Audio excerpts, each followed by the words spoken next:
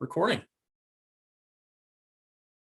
Well, hi and welcome everybody. I just wanted to thank you guys all for taking the time to make this webinar happen and to join in, and hopefully we can be of value. I know the majority of people that we're talking to today are renting or have been in the renting arena and are potentially looking to purchase a new home and see if that's an option for them, because sometimes we don't know what options we have. And so our goal today is just to educate you and give you some options you may not have realized you had. We partnered. Brick and Mortar Property Management is a sister company of ours. I'm with Brick and Mortar Real Estate, and we have partnered with John Markman, who's facilitating the conversation today, to bring you this value. We've just had a great relationship, and renting is a great tool, but sometimes we just desire to move beyond that at some point and create potentially a higher net worth ourselves, or just save a little each month on payments. And so that's why we're here. That's great. Well, thanks, Joe. Can everybody see my screen in the when you see that presenting that brick and mortar buying versus renting PDF? Yep. Or the PowerPoint? Okay, great.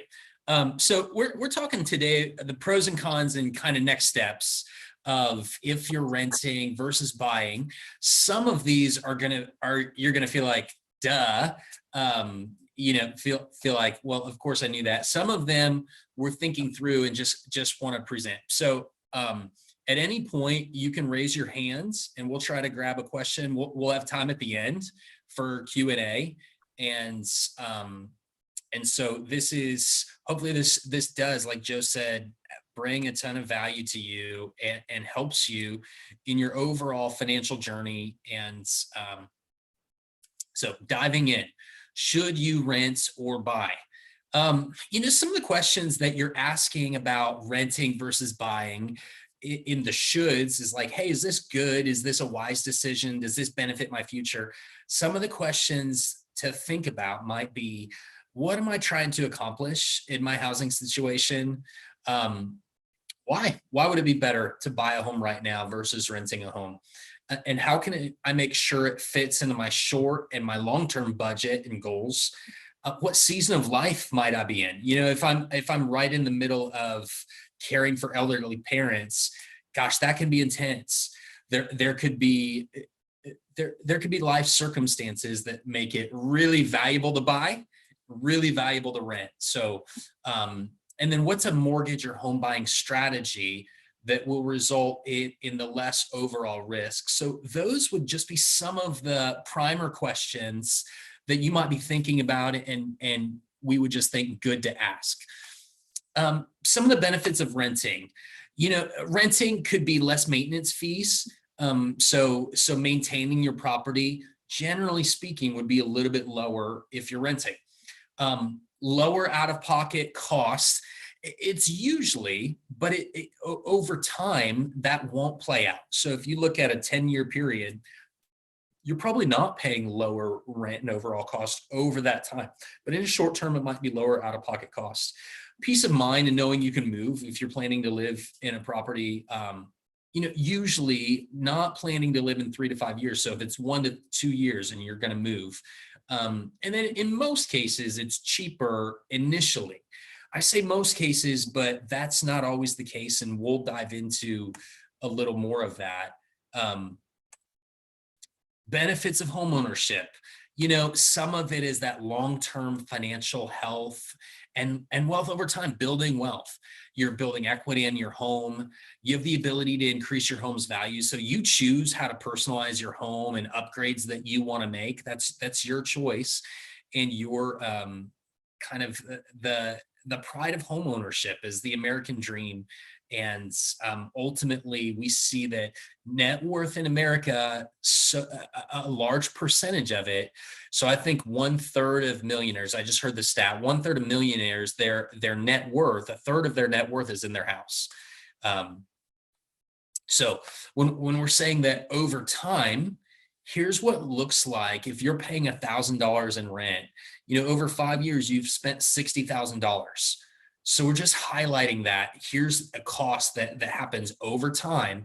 And $1,400 a month in rent over 10 years, $168,000. Joe, just speak into what do rents, as you think through rents appreciating, what do rents go up on an annual basis? And then maybe over 3 years, what do you see rental increases? Yeah, I mean, inflation typically showing on a long 30-year scale, showing at least 4% per year. I know rents typically go up about 3 to 5% every single year. And this, can you go back to that slide for just a second, John? What's fascinating about this slide to me is you had mentioned the 10-year line, which is in the hundreds of thousands. But what's fascinating here is just look at the 2-year mark. Even if your rent's $1,400 a month and you're under the 2-year mark, that's $33,000 a year. So there's significant amount of money that's potentially being saved over even 2 years. Now we'll get into some of the time frames in here. I'm sure with this conversation, it may not be in your best interest if you're trying to move in the next 2 years, but if you're in for 3 to 5 years, it still may be something that's highly valuable to you. So Yeah, that's good. Thanks, Joe. And then this next one, I want to go in and just go, 10 years, when you leave, the thing with renting is that when you leave, you walk away and you're not getting any of that benefit of that 33,000 or 50,000 or 100,000 that you've put into the house. Whereas this estimates, maybe you're going to walk away with 50,000 if you did that same 1,000 a month for 10 years if you owned your home. So it's not a perfect science, but that's an example of money that you can really walk away with that's in your pocket. Why rent when you can own? Obviously, there are reasons, but we wanted to just show you if you're renting at $1,400 a month, you're building equity in a $165,000 home. If you're renting at $1,050 a month, that's a $120,000 home that you could buy, and that's in today's market. The thing is we're at a little bit of the higher space in interest rates, and so in a couple of years, probably you're going to refinance and you're going to save another couple $150 to $200 more there. So we put together a scenario that said, if you're going to buy a $165,000 house versus renting a house about that same equivalent. So we said that the rent in year one is $1,450. And we said that your mortgage payment, really the mortgage payment would be $1,487 in that same house if you just put 3% down. So in your 3% down space, that's getting into that house at a pretty low. 3% down is kind of the entry level, but Joe, we've had a couple clients recently. What were their total out-of-pocket expenses when they bought? Yeah, we have some fantastic stories. I mean, the most recent one, well, not the most recent one, but one that really comes to mind that was just a home run was one that I think she brought between $1,100 and $1,200 to the closing table. And that's her down payment. That's her closing cost. That was everything she needed to buy a house, was less than $1,200, which is just amazing. We do have a story. This is rare, but we do have a story that somebody took advantage of a VA situation, was actually able to get money back at closing, which is amazing. Now, those things don't happen all the time. I don't want to paint that picture, but it does show how little sometimes you do have to bring to the table, and how many options you may have when you just don't think you're ever going to be able to buy a home. I know I hear that often. Yeah. So why does renting cost more over time? If I kind of highlight, well, it's going back, but if I go to the right side of the screen and you see that purple line of rents going up, and that's at a 5% increase. In the last few years, the average is closer to 8% of rental increase, the national average. So rents are rising right now at a little bit of a quicker clip or a higher pace than what they have over the last 20 years. So Joe said that 4 or 5%. And we used a 5% just for comparison, but you'd see, in year 4, your rent is $1,702. your mortgage payment would still be 1487 if you don't refinance. If you did refinance and that number came from 1487 down to 1325, you see a larger discrepancy or disparity between what you're paying in your mortgage and what you're paying in your rent. In this scenario, that the 1587 you see is including $100 that you're saving towards maintenance each month. So that's not actually your payment. That's just saying, hey, if you save $1,200 a year for maintenance on your home, we're factoring that in. So the big picture is that if you just said over a 10-year period, if you just said my rents, is it hitting 10 years or it's 8? It's actually over 8 years. Yeah. It's more. It's $14,700 that you would save in your rents. And that's still got $100. That's saying over 8 years, you're saving about $10,000 for repairs in your home. Yeah. So this is interesting because you're just saving cash flow. This is just literally money that you're saving each month, right? This doesn't, what's fascinating here is you're saving a lot of money in this way, but with real estate, it's adding to your net worth over time too, right? And I think that's where you're going with this next is and this, John, you'll probably explain this better than me, but this is what I get so excited about real estate, because generally you're saving money on rent because you're either paying your mortgage or somebody else's mortgage. And if you're paying somebody else's mortgage, they still got a mortgage to pay and they're probably going to want to make money on it. So it makes sense why rent would be higher than mortgage, right? And then if you're saving for repairs and everything else, but your cash flow from the previous screen you saved, John, lean into this because this is fascinating too, to add to your net worth over time. Yeah. So your appreciation is the amount that your house. So today, and I'll share my story. We bought a house. My wife and I bought our first home, and I want to get back into. We rented. I was a home loan officer renting for 5 years. So I had just gotten out of college. We were considering moving. Didn't know when that was going to be. So I'm not a proponent of you have to buy always. But we rented for 5 years. We moved from Ohio to Kansas City in 2009. 2011, we bought our house for $153,000. FHA loan, 3.5% down. And I was not in the mortgage business at the time.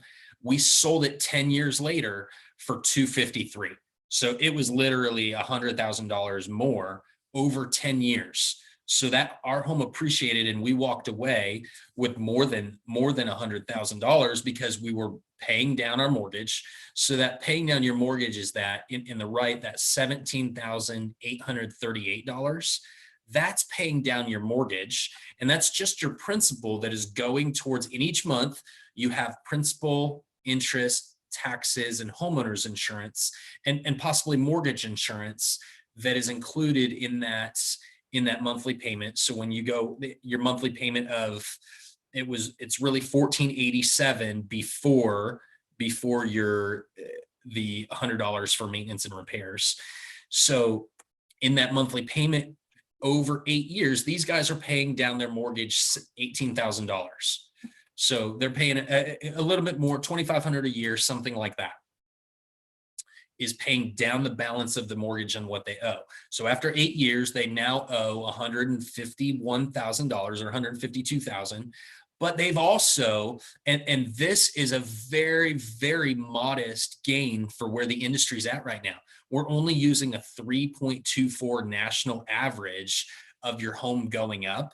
And our house appreciated decently more than that, probably closer to 5% in that 10-year span. And when you're buying a house in that 150 to 250 right now, you're probably going to gain 5, 6, 7, 8% over the next number of years. And so when you take your home appreciating in value, meaning I can't buy a home this year in 2023 if I pay 165, in 2028, I'm probably paying 190 to 200,000 for that same home. Joe, how does that feel for an estimate in appreciation? I mean, that feels pretty good. I mean, I think the 3.24, like you said, is very conservative. Of the last couple of years in the Kansas City market, things have gone up 14%. Now there is a slowdown. I mean, everything's pointing towards some kind of slowdown. It's not going to go that high, but we're still on I still think our trajectory is quite a bit higher than 3.24% because it's still a strong seller's market. There's still a lot of reason to believe that appreciation is going to keep moving. Yeah. Yeah. So when you add what you've paid down in your mortgage, that 17,000 figure, plus that appreciation over 8 years, you're looking at $64,000 in net gain by buying the home. And that's factoring in, we're taking in your closing costs, we're taking in your cost to sell the property. So we're saying you're looking at walking away with $65,000, $64,000 after 8 years. So is that, on top of it's your home. So there's an element of the emotional excitement piece, just the thing that you get to celebrate. And I own my house. There's also that piece that says, hey, this is a really wise financial decision over time. So if you believe that the real estate market is going to go down, you would not buy a house, or you might not buy a house. So if you expected the value of home prices to go down, the main reason we would not expect that whatsoever, over the past 22 years since 2000, it's a 5% increase national average. The reason that we would see it really exploding is because there's not a lot of properties available and builders aren't building homes quick enough. So the inventory, or the amount of supply of houses for sale, is so small. I want to pause. Alex, can you launch those polls that we had? Alex is probably nodding to me. She's and we can't see her. That's all right. She's muted. Let's see if we can let's see if we can launch those. She may be tied up for a minute, okay. But she will when she comes I'll tell you back. what. Oh, here it is, I think. Yeah, take the time to answer some of these. These are interesting. Click on them, and then we'll be able to get a more accurate number when we're done. And we get to share with others, right? So this is kind of fun.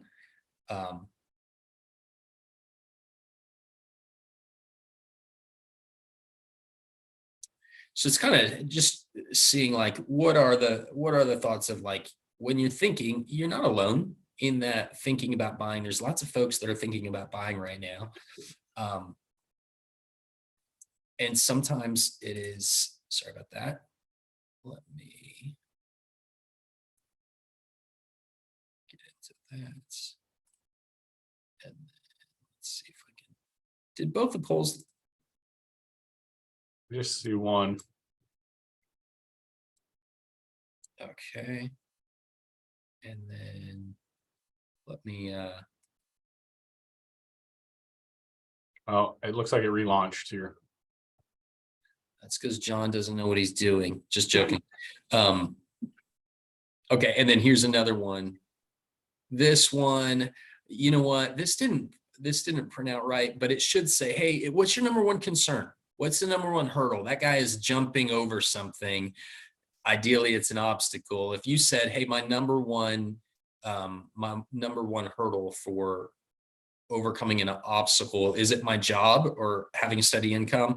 Is it my credit needs to come up, or I need to save more money for a down payment? I'm going to leave those open and kind of keep going in here. And if, can I point one thing out real quick, John? If yeah, you have questions, I want to respect that some people might be listening at work or something. If you have questions, you need to type it into the chat box. We'll monitor that too and try to answer your questions as well. That's great. Free to do so. Yeah, thanks, Joe. So, okay, I'm going to talk about myths of home buying. I just want to throw out, a lot of times folks think I need perfect credit. It's not true. Not at all true. What if there's medical collections? The mortgage industry looks at medical collections very favorably. So a lot of times medical collections are the least of the things. And I have plenty of people that have had some late payments. So number two, so just credit history, it does not need to be perfect. Number two, what about a down payment that's 20%? Well, we've already kind of talked 3 to 3.5% down is what you really need, but there's grant options available. I'll show those to you. And 20% down is just, that's not true. I won't qualify. Maybe. So sometimes my thought is that you want to look at somebody might not qualify today, but generally 6 to 12 months out, you're going to qualify. Almost always within 2 years, you can qualify. And then I can't afford the monthly payment increase.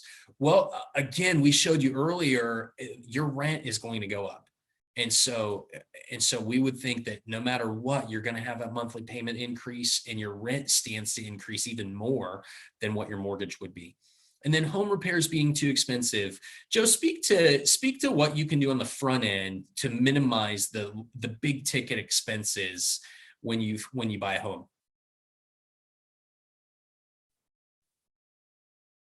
Sorry, I was muted. Thanks for pointing that out. I think that is one of the best things to bring up there. Is that's the reason why you want to partner with a great agent, somebody who's on your side, looking out for your best interest the whole time.